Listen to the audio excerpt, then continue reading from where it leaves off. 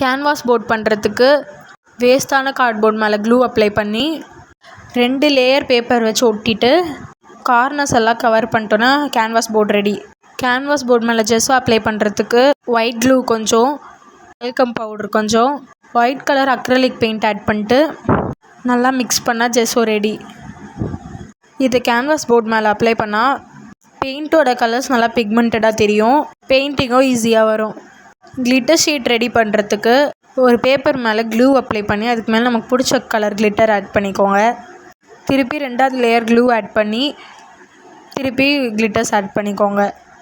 Glitter sheet ready. Painting palette ready பண்ணுறதுக்கு waste பாட்டிலோட cap எடுத்துக்கிட்டு அதை B7000 கம் வச்சு ஒட்டிக்கிறேன். நம்ம பெயிண்டிங் பேலட் ரெடி.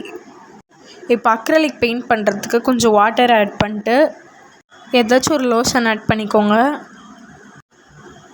இதை மிக்ஸ் பண்ணிவிட்டு அது கூட பவுடர் ஆட் பண்ணிக்கோங்க. இதை பெயிண்டிங் பேலட்டில் ஊற்றிட்டு ரெட் கலருக்காக குங்குமம் ஆட் பண்ணிக்கிறேன். நல்லா மிக்ஸ் பண்ணிவிட்டு எல்லோ கலருக்காக மஞ்சள் ஆட் பண்ணிக்கிறேன். அதையும் நல்லா மிக்ஸ் பண்ணிவிட்டு ப்ளூ கலருக்காக இங்க் ஆட் பண்ணிக்கிறேன்.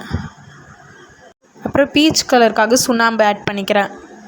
4 அக்ரலிக் பெயிண்ட் ரெடி ஆகிடுச்சு. இதை வச்சு பெயிண்ட் பண்ணி பார்க்கலாம். ஒரு சின்ன சீனரி மாதிரி பெயிண்ட் பண்ணியிருக்கேன். ஜெஸ்ஸோ ஆட் பண்ணதுனால கலரோட பிக்மெண்ட் நல்லாவே தெரியுது. நம்ம ரெடி பண்ண கேன்வாஸ் போர்டில் தான் பெயிண்ட் பண்ணிட்டுருக்கேன். இதே மாதிரி ஹோம்மேட் கிராஃப்ட் ஐட்டம்ஸ் வேணுன்னா கமெண்ட் பண்ணுங்கள். லைக் பண்ணி சப்ஸ்கிரைப் பண்ணி என் சேனலை சப்போர்ட் பண்ணுங்கள்.